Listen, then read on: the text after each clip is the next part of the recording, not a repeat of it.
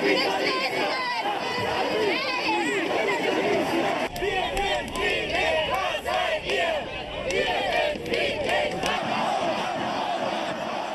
second day of protest by anti-globalization activists underway in Hamburg, Germany, and they're getting an unexpected visitor.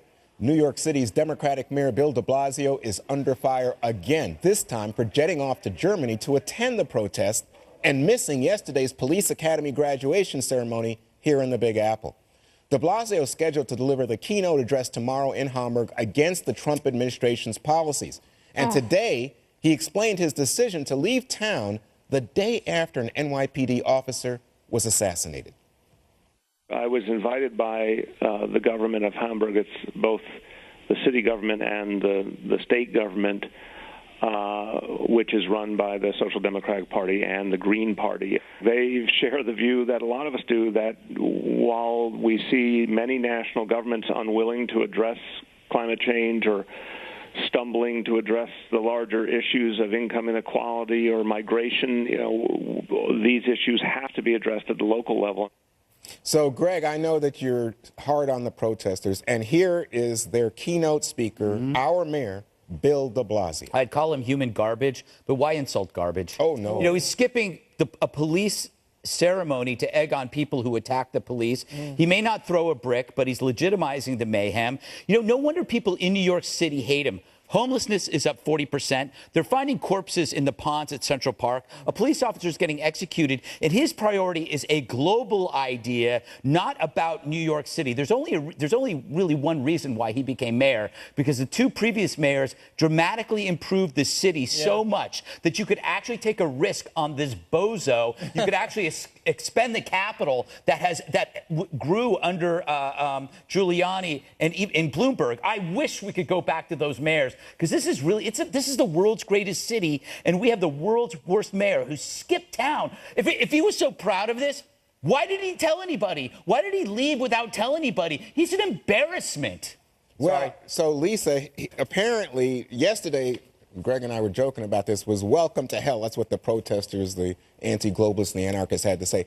But this event that the mayor's going to speak at tomorrow is called Hamburg Shows Attitude. And apparently the mayor, DeBlasio, says it's important that Americans be there to show that we have a variety of opinions. No, I mean, let's call this what it is. He's shirking his responsibilities in search of the political spotlight. That's what he's trying to do. He's trying to build his national profile, and he's ignoring important things that he should be doing here in New York to do so. But look, police unions in 2014 accused him for encouraging and fostering an anti-police environment that led to the death of 2 police officers.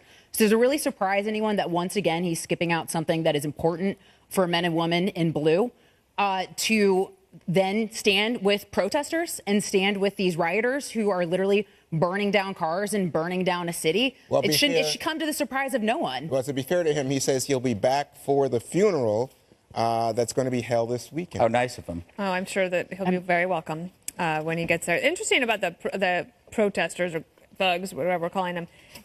I'd love to know where they're all coming from and if they work. Because what they're protesting are basically the system that we all are living under, and that we are trying to basically make livings in order to fund government services, of which I would imagine many of them are actually on. And they're disguised, by the way. Let's not forget. They're all dressed in black. Yep. How is that peaceful, if not, it's more intimidating and fascist to dress in a uniform in disguise. And many in masks. Yeah, in masks. So I want to ask you about the politics of this, Jesse. So is he, as Lisa suggested, simply raising his profile? Do you think he's campaigning to be a possible Democratic contender for 2020? Oh, do I hope so, Juan. I would love to see Republicans run against that guy. DeBlasio versus Trump. Oh, it doesn't get any better than that. Throw Warren on the ticket, we have a real fun campaign. Any event where DeBlasio is the keynote speaker is a terrible event. I will say this, though. I know why he went. No, His son is studying abroad in Germany. Yes, and you know when your son or your daughter is studying abroad in Europe, you happen to make a trip over there. Free ticket. Visit them. Exactly. Right. So what he did was he didn't want to pay for it. Right. So he got this left-wing group to say, hey, come over, kill 2 birds with 1 stone. I got this invitation, go see my son. Yep. But it's terrible timing because the guy always steps in it. He can't plow the streets. The subways don't run. The trains are all broken. There's homeless people everywhere. NYPD officers are turning their back to him. He is the worst mayor New York City has ever had, but we don't have anybody running against him. Oh, yes. This is what I was going to say. We don't have anybody. To all of you. Oh, so Kimberly Guilfoyle. Jesse Waters is announcing his candidacy. I'm announcing an exploratory committee right here. What are you going to do in the second term, Dana? You're just going to flip out? Well, no. Well, this is the truth. Like, he won by some. There was how much wasn't was the close. turnout? It was like 30. It was a 30% turnout, right? 30% turnout, and apparently his people turned out.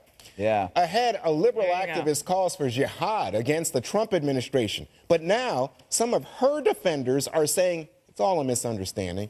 We'll let you decide. Coming up next.